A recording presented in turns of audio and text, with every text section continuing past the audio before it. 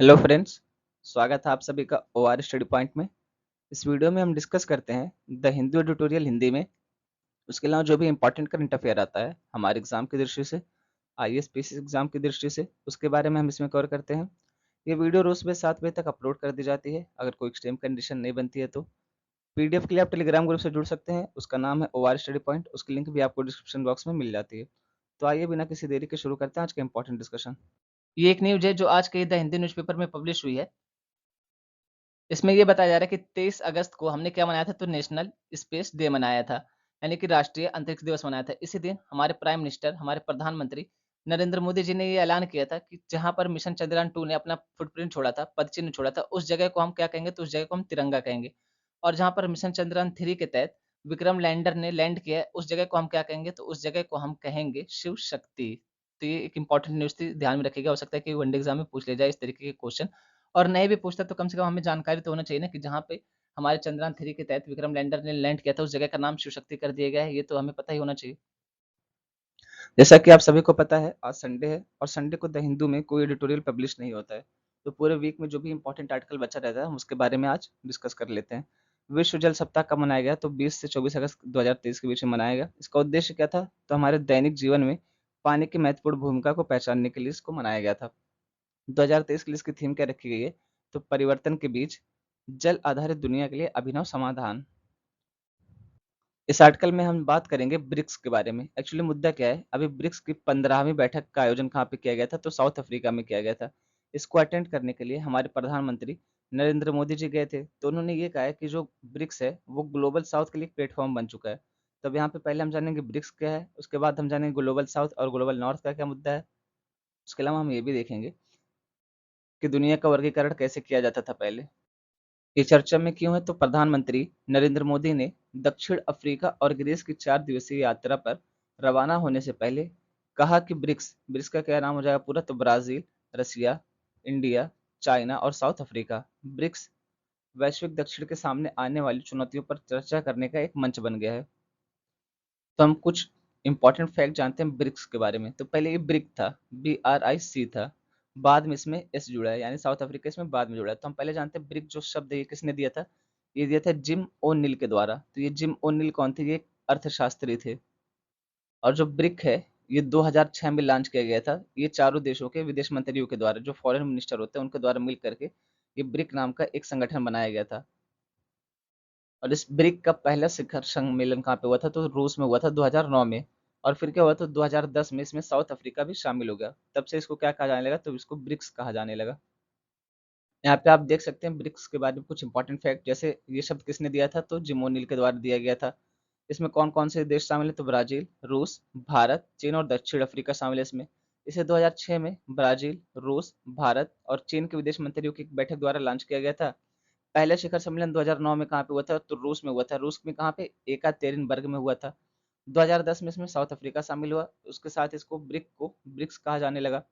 और इसकी अध्यक्षता कैसे होती है, तो रोटेटेड क्रम में। रोटेटेड क्रम का क्या मतलब है, तो एक बार ब्राजील करेगा, फिर कौन करेगा, रसिया, फिर इंडिया, फिर चाइना, फिर साउथ अफ्रीका, और फिर ये क्रम इसी क्रम में चलता रहता है। अध्यक्षता ऐसे ही होती रहती है। और ब्रिक्स जो है, ये आप वैश्विक स्तर पर इसका योगदान देखेंगे तो 27% भूमि ब्रिक्स के पास है, 42% जनसंख्या विश्व की ब्रिक्स के पास है। उसके अलावा जीडीपी में 24% का योगदान देता है विश्व की। उसके अलावा जो वैश्विक व्यापार होता है उसके 16% का प्रतिनिधित्व यही करता है। उसके अलावा जो विश्व में खाद्य उत्पादन होता है उसका 33% ब्रिक्स कंट्रीज ही मिलकर के उत्पादन करती हैं। अब जो ब्रिक्स संगठन इसने क्या किया था, तो इसने अपना एक बैंक भी बनाया। उसका क्या नाम है, उसका नाम है न्यू डेवलपमेंट बैंक, या उसको ब्रिक्स बैंक भी कहा जाता है। इसकी स्थापना कहाँ पे की गई थी, तो 2014 में ब्राजील शिखर सम्मेलन के दौरान की गई थी। और ये कैसा है, तो बहुपक्षीय विकास बैंक है। इसके प्रथम अध्यक्ष कौन थे, तो ये केवी कामत थे इसके प्रथम अध्यक्ष। ब्रिक्स आकस्मिक रिजर्व व्यवस्था वैश्विक तरलता दबाव से बचाने के लिए इसकी स्थापना की गई थी। अब यहाँ पे हम जानते हैं न्यू डेवलपमेंट बैंक के बारे में या ब्रिक्स बैंक के बारे में। अब आप यहाँ पे देखें 2013 में दक्षिण अफ्रीका के डरबन में जब 5वां शिखर सम्मेलन आयोजित हुआ था, तो यहाँ पे सहमति बनी थी कि यहाँ इस प्रकार का कोई बैंक होना चाहिए। उसके बाद हस्ताक्षर कहाँ पे हुआ था, तो 2014 में 6वें शिखर सम्मेलन में हस्ताक्षर हुआ था। उसके बाद 7वें शिखर सम्मेलन में ये लोग लागू किए थे इस नियम को। यानी 5वें में सहमति बनती है, 6वें में साइन होता है और 7वें शिखर सम्मेलन से लागू होता है। इसका उद्देश्य क्या था, इसको बनाने के पीछे क्या उद्देश्य रखा गया था, तो ब्रिक्स जो है उभरती अर्थव्यवस्थाओं और विकासशील देशों में विकास परियोजनाओं के लिए संसाधन जुटाना। इसका मुख्यालय कहाँ पे? तो चीन के शंघाई में इसका मुख्यालय है। सदस्य कौन-कौन से देश हैं? तो ब्राज़ील, रूस, भारत, चीन, दक्षिण अफ्रीका, बांग्लादेश, संयुक्त अरब अमीरात, उरुग्वे और मिस्र, ये सारे न्यू डेवलपमेंट बैंक के सदस्य हैं। और यहाँ पे एक चीज़ और अच्छी है कि यहाँ पे वीटो जैसा कॉन्सेप्ट नहीं चलता इस बैंक में। तो क्या चलता है? यहाँ पे एक सदस्य बराबर एक मत, यानी सबके मत की, सबके वोट की वैल्यू एकदम बराबर है। ऐसा नहीं कि किसी ने वीटो कर दिया तो यहाँ पे डिसीजन खत्म हो जाएगा, यहाँ पे कोई निर्णय नहीं लिया जाएगा। तो यहाँ पे क्या चलता है? बहुमत के आधार पर निर्णय चलता है, ना कि वीटो के आधार पर। तो इस चीज़ को आप ध्यान में रखेंगे। अब यहाँ पे हम समझते हैं कि ग्लोबल नॉर्थ और ग्लोबल साउथ का क्या मुद्दा है। तो दुनिया में जितने भी देश हैं, इनको बांटने का, इनके वर्गीकरण की एक प्रणाली है ग्लोबल नॉर्थ और ग्लोबल साउथ। ग्लोबल नॉर्थ में सामान्यतः कौन आते हैं? तो जो विकसित देश हैं, जैसे अमेरिका हो गया, कनाडा, यूरोप, रूस, ऑस्ट्रेलिया और न्यूजीलैंड। उसके बाद ग्लोबल साउथ में कौन आते हैं? बाकी अन्य सारे देश इसमें आते हैं। जैसे आप देखेंगे एशिया के देश हो गए, अफ्रीका के देश हो गए, उसके अलावा दक्षिण अमेरिका के देश हो गए, तो इनको ग्लोबल साउथ के रूप में बताया जाता है। अच्छा, ये वर्गीकरण प्रणाली तो फिर भी कुछ हद तक ठीक थी। इसके पहले जो वर्गीकरण प्रणाली चलती थी, यानी दुनिया के जितने भी देश थे उनको बाँटने का जो तरीका था इसके पहले, वो तो और भी खतरनाक थी। क्यों? क्योंकि इसमें कहा जाता था प्रथम विश्व के देश, द्वितीय विश्व के देश और तृतीय विश्व के देश। तो यहाँ पे ये कैसे होता था? आप दे सभी को पता है कि शीत युद्ध नाम से एक युद्ध चला था। हालाँकि ये कोई युद्ध नहीं था, ये व्यापार के थ्रू जो युद्ध होता है उसको शीत युद्ध कहा जाता है। तो ये किसके-किसके बीच था? यूएसए के बीच और रसिया के बीच। तो जो देश शीत युद्ध में यूएसए का सपोर्ट कर रहे थे, इनको मिला कर के यूएसए और इसके सपोर्टर देश को क्या कहा जाता था? प्रथम विश्व के देश कहा जाता था। उसके अलावा जो रसिया था और इसके सपोर्टर देश, इनको क्या कहा जाता था? तो द्वितीय विश्व का देश कहा जाता था। बाकी अन्य सारे देशों को, जो लोग इस गठबंधन में शामिल नहीं थे, इनसे अलग रहे, जैसे नए वाले हो गए, जैसे हम हो गए, भारत हो गया, तो इनको क्या कहा जाता था? इनको थर्ड विश्व का देश कहा जाता था, यानी तीसरे विश्व का देश कहा जाता था। आप सोच के देखिए, मतलब हमें थर्ड क्लास दर्जा दिया जाता था। ऐसे सारे देशों को जो या तो यूएसए के साथ नहीं है या तो रसिया के साथ नहीं है, यानी इन दोनों से अलग है, जो स्वतंत्र है, उनको क्या कहा जाता था? तो थर्ड विश्व का देश कहा जाता था, तृतीय विश्व का देश कहा जाता था। तो सोचिए कि कितनी घटिया प्रणाली चल रही थी। उसके अलावा विश्व प्रणाली दृष्टिकोण क्या है? ये सारी जो चीज़ें बताई जा रही हैं वैश्विक स्तर पर, देशों को किन-किन कैटेगरी में बाँटा जाता है उसके बारे में बताए जा रहे हैं। तो विश्व प्रणाली दृष्टिकोण में आप देखेंगे, अमेरिका या जापान जैसे देश आते हैं जिनके पास क्या टेक्नोलॉजी अधिक है, जो विकसित हैं, तो इनको क्या कहा जाता है? कोर मुनाफ़ा ज़ोन वाले क्षेत्र में आते हैं ये। उसके अलावा कुछ देश ऐसे हैं, जैसे अब यहाँ पे क्या है कि यहाँ पे काम कम करना पड़ता है, यानी मेहनत कम करनी पड़ती है, लेकिन फ़ायदा ज़्यादा होता है। कुछ देश ऐसे होते हैं जहाँ पे मेहनत बहुत ज़्यादा करते हैं, लेकिन उस अनुपात में क्या होता है, तो उनको आय प्राप्त नहीं होती है। और हमारा देश जैसे कि भारत हो गया, ऐसे भी बहुत सारे देश हैं जहाँ पे मेहनत भी ज़्यादा करते हैं और यहाँ पे ठीक-ठाक क्या होता है, तो पैसा भी मिल जाता है, ठीक-ठाक आर्थिक स्थिति भी रहती है। तो जो दोनों के बीच में रहता है वो भारत जैसे देश है। उसके अलावा ब्राज़ील हो गया, और यहाँ पे आप देखेंगे जो विकसित देश हैं, जैसे जापान हो गया, अमेरिका हो गया, ये लोग क्या करते हैं, तो ये लोग ज़्यादा से ज़्यादा मुनाफ़ा कमाते हैं। और कुछ ऐसे देश हैं, जैसे आप देखेंगे जो कम विकसित देश हैं, अल्प विकसित देश हैं, जैसे आप किसी भी अफ्रीकी देश का नाम ले लीजिए, तो उनको क्या कहा जाता है? उनको कहा जाता है अधिक श्रम गहन देश। उसके अलावा और क्या वर्गीकरण प्रणाली है दुनिया के स्तर पर? तो पूर्वी और पश्चिम देश। पश्चिम देश आमतौर पर दूसरों की तुलना में आर्थिक विकास और समृद्धि के उच्च स्तर का संकेत देते हैं। यानी यहाँ पे आप देखेंगे जिनको वेस्टर्न कहा जाता है, तो वेस्टर्न से मतलब सिर्फ यूएसए नहीं, वेस्टर्न से मतलब हर ऐसे देश से जो विकसित है। तो यहाँ पे वही बात क्लियर है कि जो विकसित है उनको क्या कहा जाता है? पश्चिमी देश कहा जाता है। यहाँ पर ग्लोबल नॉर्थ और ग्लोबल साउथ को मैप के माध्यम से दिखाने की कोशिश की गई है। ग्लोबल नॉर्थ क्या है? तो जो रेड वाले क्षेत्र है, लाल वाले जो देश हैं वो क्या है? तो ये ग्लोबल नॉर्थ के देश है। उसके अलावा जो हरे वाले हैं ये कौन है? तो ये ग्लोबल साउथ के देश हैं। जो साउथ-साउथ कोऑपरेशन है या दक्षिण-दक्षिण सहयोग है, इसको बढ़ावा देने के लिए कौन-कौन सी पहल की गई है? तो इसमें पहला है ब्रिक्स फोरम। ब्रिक्स में कौन-कौन से देश है? ये मैंने आपको पहले ही बताया। उसके अलावा कौन-सा है? तो आईबीएसए फोरम। इसका क्या नाम है? तो इसका नाम है इंडिया, ब्राज़ील और ये साउथ अफ्रीका फोरम। दक्षिण दक्षिण सहयोग के लिए अंतर्राष्ट्रीय दिवस कब मनाया जाता है? तो ये प्रत्येक वर्ष 12 सितंबर को मनाया जाता है।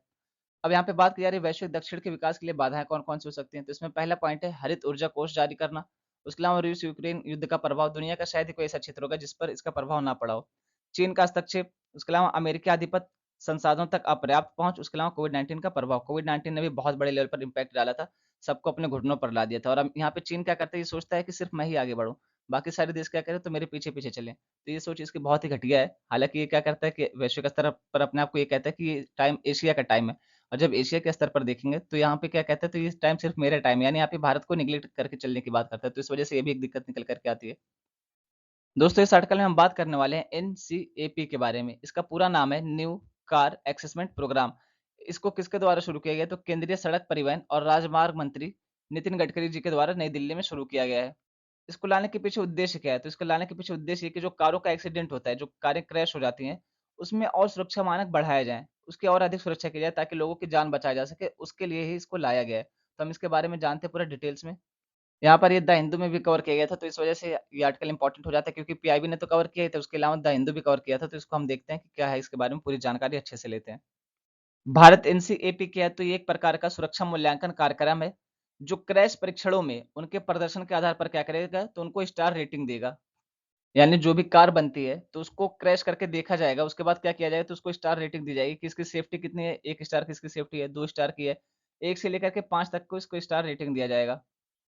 वो नहीं होता जैसे हम लोग फीडबैक देते हैं जो डिलीवरी लेकर के आते हैं उनको, तो उसी तरीके से यहाँ पे बात की जा रही है कि क्रैश किया जाएगा, उनको टकरा करके देखा जाएगा कि टकराने के बाद, एक्सीडेंट होने के बाद कार की कितनी सेफ्टी रहती है। उसी के हिसाब से इनको 1 से लेकर के 5 तक स्टार रेटिंग दी जाएगी, और जो 5 होगा वो सबसे अच्छा होगा, जो 1 होगा वो सबसे खराब होगा। और ये जो मानक बनाया गया, तो वैश्विक बेंचमार्क के अनुरूप बनाया गया है, यानी विश्व का जो नियम उसको ध्यान में रखते हुए बनाया गया है। इसका कार्यान्वयन कब से होगा, तो यह कार्यक्रम 1 अक्टूबर 2023 से शुरू हो जाएगा, और ऑटोमोटिव इंडस्ट्री स्टैंडर्ड 197 पर आधारित होगा। इसकी इसकी उपयोगिता क्या है, तो Bharat NCAP new car assessment program देश में निर्मित या आयातित 3.5 टन से कम सकल वाहन वजन वाले श्रेणी M1 के अनुमोदित मोटर वाहनों पर लागू होगा। तो इनका वजन कितना होना चाहिए, 3.5 टन से कम वजन होना चाहिए। अब ये चाहे देश में बनाया जाए, चाहे बाहर से आयात किए जाए। अब यहाँ पे हम जानते हैं M1 श्रेणी के वाहन क्या होते हैं, M1 श्रेणी पर क्यों लागू होगा, तो M1 श्रेणी के मोटर वाहनों का उपयोग यात्रियों के परिवहन के लिए किया जाता है, जिसमें ड्राइवर की सीट के अलावा 8 सीटें होती हैं। तो यहाँ पे बात करें ड्राइवर की सीट के अलावा 8 सीटें, टोटल कितनी होगी, तो 9 सीटें हो गई। और ये किसके लिए यूज किया जाता है, तो यात्रियों के परिवहन के लिए, ट्रांसपोर्टेशन के लिए यूज किया जाता है। इसको M1 कैटेगरी में रखा जाता है। अब यहाँ पे 9 लोगों की जान की सेफ्टी की बात है, तो जाहिर सी बात है कि इसको ध्यान में रख करके चला जाएगा। तो ये सारी चीजें थी, यहाँ पे इसको ध्यान में रखेंगे। एनसीएपी को लॉन्च करने का महत्व क्या है, इसका फ़ायदा क्या है? तो यहाँ पे बात की जा रही है कि जब स्टार रेटिंग दी जाएगी 1 से 5 तक, तो हमें ये पता चल जाएगा कि कौन-सी कार कितना सेफ है, कौन-सी गाड़ी कितना सेफ है, हम उसी के हिसाब से उसका चुनाव कर सकते हैं। तो वही बात यहाँ पे की जा रही है। उसके अलावा जो ओईएम है, ओईएम का क्या मतलब है?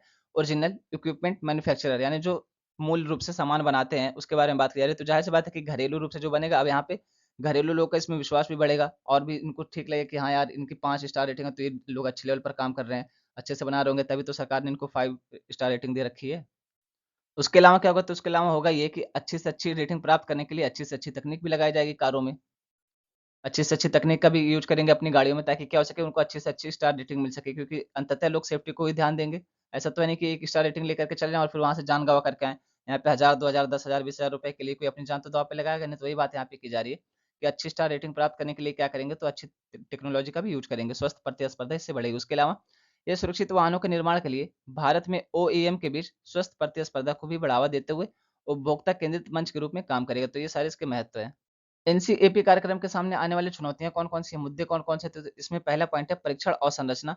आप देखेंगे कि इतने बड़े लेवल पर गाड़ियों का उत्पादन होता है, इतने बड़े लेवल पर गाड़ियों का आयात होता है। अब यहाँ पे उतने बड़े लेवल पर जाँच करने के लिए, परीक्षण करने के लिए और संरचना भी चाहिए, इंफ्रास्ट्रक्चर भी चाहिए, तो उसी के बारे में बात की जा रही है। उसके अलावा फंडिंग भी एक मुद्दा बना रहता है। बजटीय आवंटन की सहायता नहीं मिल पाती उतना, ताकि क्या किया जा सके, यहाँ पे इंफ्रास्ट्रक्चर डेवलप किया जा सके। उसके अलावा जो परिवहन बुनियादी ढाँचा है, उसके लिए हमेशा से कम आवंटन किया जाता है। अगर दिल्ली को आप छोड़ दें, तो अन्य शहर जो हैं, वो इसके लिए कितना, तो 6 से 10% भूमि ही देते हैं, जबकि दिल्ली क्या करता है, तो इसके लिए 20% भूमि देता है। यानी दिल्ली ही है, जो यहाँ पे परिवहन बुनियादी ढांचे को ठीक तरीके से लेकर के चलता है उसके विकास के लिए। लेकिन उसके अलावा अन्य शहर जो हैं बड़े-बड़े, वो लोग क्या करते हैं, तो इसके लिए बहुत ही कम ध्यान देते हैं, 6 से 10% भूमि ही आवंटित करते हैं। तो ये सारी चुनौतियाँ, ये सारे मुद्दे हैं। दोस्तों, इस आर्टिकल में हम बात करने वाले हैं चाबहार पोर्ट के बारे में। चाबहार पोर्ट में कौन-कौन लोग मिलकर के काम कर रहे हैं, तो इंडिया हो गया, उसके अलावा ईरान हो गया। प्रमुख रूप से ये दोनों देश मिलकर के काम कर रहे हैं चाबहार पोर्ट के बारे में। तो ईरान ने ये कहा है कि चाबहार पोर्ट से जुड़ा कोई भी मुद्दा होता है, कोई भी बात बनती बिगड़ती, तो इसके लिए हम विदेशी मध्यस्थता केंद्र में नहीं जाएँगे, बल्कि हम क्या करेंगे, तो हम दोनों देश आपस में मिलकर समझ लेंगे, आपस में मामला सुलझा लेंगे। और ये चीज़ बहुत अच्छी है। जैसे आप देखिए, मान लीजिए 2 दोस्त हैं, ए और बी नाम के। अगर इन दोनों के बीच कोई मनमुटाव होता है, अगर आपस में ही बात करके मामला सुलझ जाए, तो बहुत अच्छी बात है। क्योंकि जब तीसरे का सहारा लिया जाता है ना, तो फिर वो सारा मामला बिगाड़ देता है। तो इनको भी आग लगाएगा, इनको भी आग लगाएगा। ना इनके पक्ष में जाएगा, ना इनके पक्ष में जाएगा, दोनों की दोस्ती बिगाड़ देगा और दोनों से अपना मुँह मियाँ मिट्ठू बना रहेगा। तो वही बात की जाती है कि अगर कोई मुद्दा बनता है, तो हमें खुद ही अपने स्तर पर इसको सॉल्व कर लेना चाहिए। तो यहाँ पे इंडिया और ईरान इसी तरीके से आगे बढ़ रहे हैं। ये लोग क्या कह रहे हैं, तो यहाँ पे ईरान कह रहा है कि अगर अब से कोई मुद्दा बनेगा, तो हम फॉरेन आर्बिट्रेशन सेंटर जो होता है, वहाँ पे नहीं जाएँगे, यानी विदेशी मध्यस्थता केंद्र में नहीं जाएँगे। हम लोग क्या करेंगे, आपस में मिलकर के सॉल्व कर लेंगे मैटर। तो हम देखते हैं यहाँ पे चाबहार पोर्ट के बारे में पूरा डिटेल्स में। ये चर्चा में क्यों है, तो मैंने आपको ये बता ही दिया पॉइंट कि चर्चा में क्यों आया है। हो सकता है कि 1-2 दिन में इसके ऊपर आर्टिकल भी आए। हालाँकि आज संडे है, तो आज संडे में तो एडिटोरियल पब्लिश होगा नहीं। लेकिन हो सकता है कि 1-2 दिन में इंडिया और ईरान के रिलेशन के ऊपर कोई एडिटोरियल ज़रूर आए। यहाँ पे आप देख सकते हैं, ये है चाबहार पोर्ट, कहाँ पे पड़ता है, तो ये ईरान में पड़ता है। ईरान की कैपिटल क्या है, तो ईरान की कैपिटल तेहरान है। यहाँ पे ये जो ग्वादर पोर्ट बन रहा है पाकिस्तान में, इसको कौन डेवलप कर रहा है? तो इसको चाइना डेवलप कर रहा है। ये किस लिए? तो जो अरेबियन सी में पहुंच के लिए, और अगर इनडायरेक्टली कहा जाए तो यहाँ पे किस में पहुंच के लिए? तो हिंद महासागर में पहुंच के लिए चाइना कर रहा है। अब इससे निपटने के लिए हमने क्या किया है? तो इसके पास ही ईरान में हमने क्या किया? चाबहार पोर्ट बना लिया। और ये चाबहार पोर्ट कहाँ से हो जाएगा? तो ईरान से जाते हुए, अफगानिस्तान से जाते हुए। उसके अलावा ये मध्य एशिया में हमारी कनेक्टिविटी भी बढ़ाएगा। यहाँ पे आप देख सकते हैं ईरान। उसके अलावा यहाँ पे बात की जा रही है स्टेट ऑफ हार्मुज की। ये क्या करता है? तो इधर कौन सा है? ये इधर गल्फ ऑफ ओमान, और इधर क्या है? तो ये है पर्सियन गल्फ। तो इन दोनों के बीच में कौन सा पड़ता है? स्टेट ऑफ हार्मुज, यानी कि हार्मुज जलडमरूबंद पड़ता है। तो इसको ध्यान में रखेंगे, अगर कभी पूछा जाए कि गल्फ ऑफ ओमान को और पर्सियन गल्फ को कौन जोड़ता है, तो स्टेट ऑफ हार्मुज जोड़ता है। यहाँ पर हम जानेंगे एक निकाय के बारे में, एक संस्था के बारे में। ये संस्था वही है जो कहा जा रहा है फॉरेन आर्बिट्रेशन सेंटर, यानी विदेशी मध्यस्थता केंद्र। यह अंतर्राष्ट्रीय व्यापार कानून के क्षेत्र में संयुक्त राष्ट्र प्रणाली का मुख्य कानूनी निकाय है। इसकी स्थापना 1966 में इस मान्यता के साथ की गई थी कि राज्यों के बीच अंतर्राष्ट्रीय व्यापार सहयोग, मैत्रीपूर्ण संबंधों को बढ़ावा देने और परिणाम स्वरूप शांति और सुरक्षा बनाए रखने में एक महत्वपूर्ण कारक है। इसने अंतर्राष्ट्रीय व्यापार को किसके रूप में देखा? तो मैत्रीपूर्ण संबंध बनाने के रूप में देखा। उसके अलावा यहाँ पे शांति फैलाने के रूप में अंतर्राष्ट्रीय व्यापार के महत्व को रेखांकित किया था। इसका कार्य अंतर्राष्ट्रीय व्यापार पर नियमों का आधुनिकीकरण और सामंजस्य बनाना है। इसमें 60 सदस्य होते हैं जो 6 वर्षों के लिए चुने जाते हैं। तो ये इंपॉर्टेंट पॉइंट है कि 6 वर्षों के लिए इसके सदस्यों की नियुक्ति होती है। टोटल कितने सदस्य होते हैं? तो यहाँ पे 60 सदस्य होते हैं। 14 सदस्य कहाँ से? तो एशिया से, 14 अफ्रीका से, 10 लैटिन अमेरिका और कैरिबियाई, और 8 पूर्वी यूरोप और 14 पश्चिमी यूरोप और अन्य राज्यों से चुने जाते हैं। इसकी भूमिका क्या है? तो वाणिज्यिक लेन-देन पर आधुनिक, निष्पक्ष और सामंजस्यपूर्ण नियम बना रहा है। इन नियमों में क्या-क्या शामिल है? तो कन्वेंशन हो गया, यानी कि समझौते हो गए। मॉडल कानून हो गया, जिसको सारे देश अपना सकते हो, उसमें थोड़ा बहुत सुधार करके। मॉडल का मतलब आप सभी को पता है कि एक सैंपल होता है, जिसके बेस पर कानून बनाया जाता है कि आधार के रूप में ये चीज़ें होनी चाहिए। अब आप अपने स्तर पर देख लीजिए कि कैसे-कैसे लेकर के चलना है इसको। और नियम जो दुनिया भर में स्वीकार्य हों, ऐसे नियमों के ऊपर ये काम कर रहा है। किसके लिए? तो अंतर्राष्ट्रीय व्यापार से जुड़े नियमों के लिए, ताकि उससे क्या हो सके कि देशों के बीच मैत्रीपूर्ण संबंध हो सके और उसके अलावा शांति भी फैल सके पूरे विश्व में। उसके अलावा कानूनी और विधायी मार्गदर्शिकाएँ और अत्यधिक व्यावहारिक मूल्य की सिफारिशें, केस कानून और समान वाणिज्यिक कानून के अधिनियमों पर अद्यतन जानकारी, कानून सुधार परियोजनाओं में तकनीकी सहायता, समान वाणिज्यिक कानून पर क्षेत्रीय और राष्ट्रीय सेमिनार, ये सारी चीज़ें करता है। अब यहाँ पे मतलब ये है कि अगर विवाद हो जाता है कोई व्यापार से जुड़ा हुआ, तो उसके लिए कौन नियम बना रहा है? तो यही नियम बना रहा है। उसको कैसे निपटना है और उसके लिए ये कैसे केस करना है, क्या-क्या चीज़ें चलेंगी, ये सारी चीज़ें कौन देखता है? तो यही देखता है, UNCITRAL। इसकी आवश्यकता क्या है? तो इसे दिवाला कानून समिति, हमने इसको क्यों अपनाया है? भारत ने इसको क्यों अपनाया? तो इसको जो दिवाला कानून समिति बनी थी, इसकी रिपोर्ट में ये इसके बारे में ज़िक्र किया गया था कि हमको इसको अपना लेना चाहिए, जिसने इसे भारतीय संदर्भ में उपयुक्त बनाने के लिए कुछ संशोधनों के साथ अंतर्राष्ट्रीय व्यापार कानून पर संयुक्त राष्ट्र आयोग UNCITRL इसको अपनाने की सिफारिश की थी। व्यापार का अर्थ है तेज विकास, उच्च जीवन स्तर और वाणिज्य के माध्यम से नए अवसर। अब यहाँ पर हम जानते हैं चाबार बंदरगाह के बारे में। तो ये दक्षिण पूर्वी ईरान में मकरान तट चाबार पर स्थित है। इसका स्थान कहाँ पर है? तो ओमान की खाड़ी में है। तो आप यहाँ पर मैप के थ्रू भी देख सकते हैं कि कहाँ पर है, गल्फ ऑफ ओमान में ही है।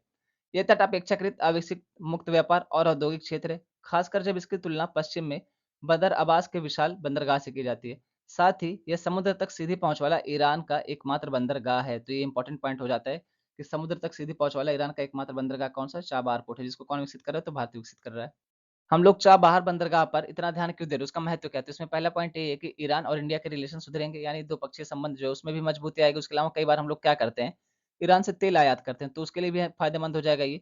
अगला बिंदु है कि भारत को अफगानिस्तान हो गया, उसके अलावा रूस हो गया और यूरोप तक पहुंच भी मिल जाएगी आसानी से चाबहार बंदरगाह के थ्रू।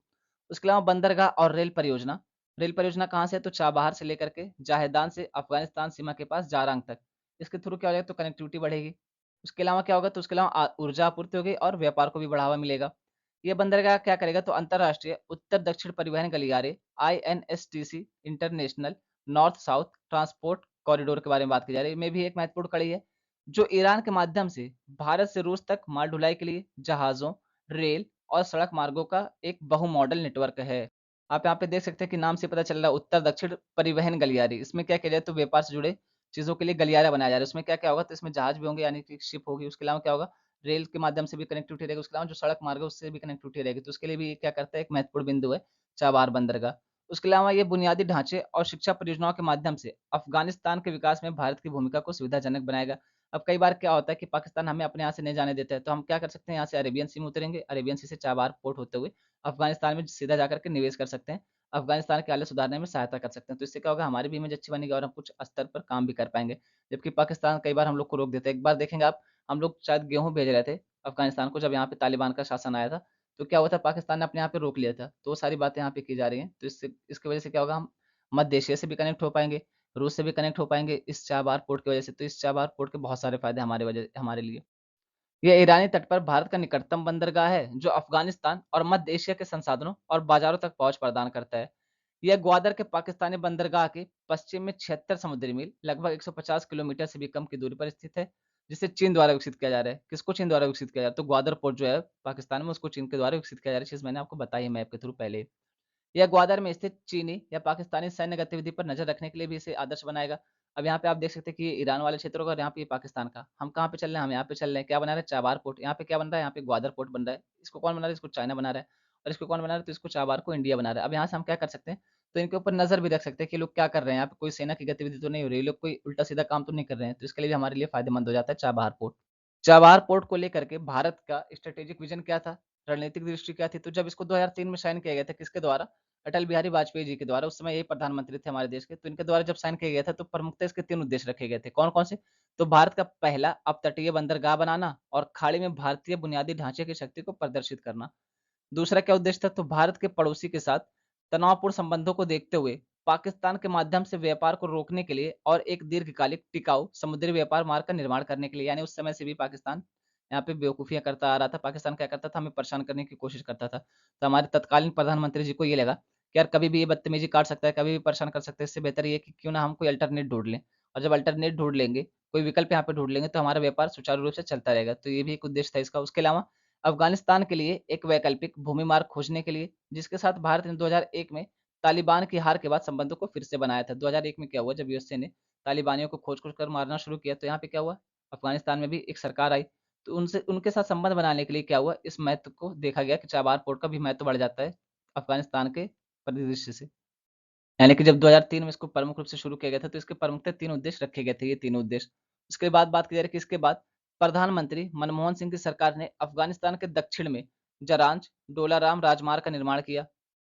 यह व्यापार मार्ग को ईरान की सीमा से हेरात और काबुल के मुख्य व्यापार मार्गों से जोड़ने में मदद करेगा और इसे 2009 में करज़ई सरकार को सौंप दिया जाएगा। ये उस समय हमारा विज़न था। 2016 में क्या हुआ, तो पीएम मोदी ने तेहरान की यात्रा की और चाबहार बंदरगाह को विकसित करने के समझौते पर हस्ताक्षर किए। साथ ही अफ़गानिस्तान के राष्ट्रपति अशरफ गनी के साथ चाबहार के माध्यम से व्यापार के लिए त्रिपक्षीय समझौते पर हस्ताक्षर किए गए। यानी 2016 में क्या हुआ, हमारे प्राइम मिनिस्टर, वर्तमान प्रधानमंत्री मोदी जी कहाँ पे गए? तो ये गए थे तेहरान की यात्रा पर। ईरान की राजधानी है तेहरान, यानी कि ईरान की यात्रा पर गए थे। तो वहाँ पे क्या हुआ, इन्होंने चाबहार जो पोर्ट है उसको विकसित करने की बात की। उसके अलावा क्या किया, तो ईरान, इंडिया, उसके अलावा यहाँ पे अफ़गानिस्तान, इन तीनों देशों ने मिल करके व्यापार के लिए समझौते पर हस्ताक्षर किए कि चाबहार पोर्ट के माध्यम से हम लोग व्यापार पर समझौता बनाते हैं, हम लोग समझौता करते हैं। चाबहार पोर्ट के माध्यम से हम लोग व्यापार करेंगे।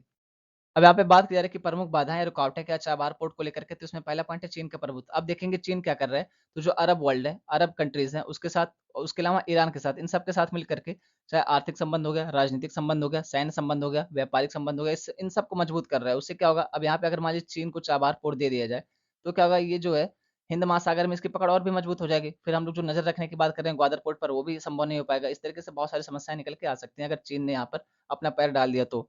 उसके अलावा बात की जा रही है अमेरिकी प्रतिबंध। आप देखेंगे कि ईरान के ऊपर अमेरिका ने क्या किया था, तो प्रतिबंध लगा दिया था कि अगर ईरान के साथ कोई भी समझौता करता है, कोई भी व्यापार करता है, तो हम उसके ऊपर भी प्रतिबंध लगा देंगे। तो ये सारे पॉइंट भी थे। और अमेरिका द्वारा लगाए गए ईरान के ऊपर प्रतिबंध के नाते ही हमने क्या किया था, तो ईरान से तेल खरीदना बंद कर दिया था। तो ये यहाँ पे बहुत बड़ी समस्या निकल के आई थी कि ईरान को लग रहा था अगर तुम यूएसए के हिसाब से चलोगे तो हम कैसे तुमसे समझौता कर लें भाई। आप खुद सोचिए ना कि अगर कोई आदमी आपसे कहता है कि इससे बोलो तो उससे बोल रहे हैं, आपको कोई कहता है कि इससे मत बोलो तो उससे नहीं बोलें, तो फिर आपसे कैसे कोई दोस्ती करेगा? हमसे कोई कैसे दोस्ती करेगा? तो वही बात यहाँ पे की जा रही है कि अगर यूएसए ने कह दिया कि ईरान के साथ समझौता करोगे, व्यापार करोगे तो हम प्रतिबंध लगा देंगे। हम लोग क्या किए, ईरान के साथ तेल आयात बंद कर दिए। तो इस तरीके से अगर कल का फिर यूएसए कह रहा है कि करो तो हम करेंगे, वो कह रहा है बंद करो तो बंद करेंगे, तो ईरान को भी लगेगा ना कि यार कैसा दोस्त है, मतलब अंतर्राष्ट्रीय स्तर पर कैसा फ्रेंड मिल गया है, जो किसी और की बात मान के चल रहा है। तो ये भी समस्या निकल के आई थी सामने। उसके अलावा आप देखेंगे जो ईरान है उसका चीन की बेल्ट एंड रोड पहल के तहत भी झुकाव चला जा रहा है। यानी ईरान जो है चीन की बेल्ट एंड रोड इनिशिएटिव में शामिल होने के लिए भी अपनी इच्छा व्यक्त करता है। उसके अलावा आप देखेंगे भारत में नौकरशाही बाधा है। अब यहाँ पे ये बहुत इंपॉर्टेंट पॉइंट है, जैसे परिचालन संबंधी बाधा हो गई, धन के वितरण में देरी हो गई, प्रभावी संचार हो गया और राजनयिक समन्वय की कमी आदि। यहाँ पे आप देखेंगे जब चीन कोई चीज़ विकसित करने की बात करता है, जैसे श्रीलंका में पोर्ट विकसित करने की बात कर रहा था, तो ये क्या करता है, लग करके उस काम को लगातार कर लेता है। हम लोग क्या करते हैं, हम लोग बहुत धीरे-धीरे लेके चलते हैं। पहले तो पैसा नहीं मिलेगा उतना, जितना फंडिंग चाहिए, उसके अलावा अगर मिलेगा भी तो लोग धीरे-धीरे काम करेंगे, उस लेवल पे काम नहीं करेंगे। चीन क्या करता है कि एक प्रोजेक्ट लिया, उसको तुरंत कंप्लीट करेगा, मतलब लगातार लग के कंप्लीट कर लेगा जब तक कि कंप्लीट नहीं होता। और हम लोग क्या करते हैं कि धीरे-धीरे लेके चलते हैं, अस्थिर रहते हैं। तो इस वजह से ये भी दिक्कत निकल कर आती है। इस टॉपिक से यूपीएससी ने ऑलरेडी ये क्वेश्चन पूछ लिया कब, तो 2017 की प्री में पूछा था। क्वेश्चन क्या था, भारत द्वारा चाबहार बंदरगाह विकसित करने का क्या महत्व है? तो यहाँ पे पहला ऑप्शन है अफ्रीकी देशों से भारत के व्यापार में अपार वृद्धि होगी। ऑप्शन बी है तेल उत्पादक अरब देशों से भारत के संबंध शुद्ध होंगे, इसका मतलब है कि सुधार होगा, अच्छे होंगे। तीसरा ऑप्शन है अफगानिस्तान और मध्य एशिया में पहुंच के लिए भारत को पाकिस्तान पर निर्भर नहीं होना पड़ेगा। चौथा ऑप्शन है पाकिस्तान, इराक और भारत के बीच गैस पाइपलाइन का संस्थापन सुकर बनाएगा, यानी कि सुविधाजनक बनाएगा उसके अलावा, और उसकी सुरक्षा करेगा। तो यहाँ पे आपको बताने की जरूरत नहीं कि इसका सही उत्तर क्या होगा। चलिए 2 सेकंड का 3 सेकंड का टाइम देता हूँ, आप लोग कमेंट बॉक्स में कमेंट करके बताइए कि कौन सा उत्तर सही होगा। इसमें कहने वाली बात नहीं कि इसका सही उत्तर है ऑप्शन सी। दोस्तों चंद्रयान 3 की अपार सफलता के बाद हम लोग चांद पर एक और मिशन भेजने वाले हैं, उसका नाम है लुपिक्स। लुपिक्स का पूरा नाम है लूनार पोलर एक्सप्लोरेशन मिशन।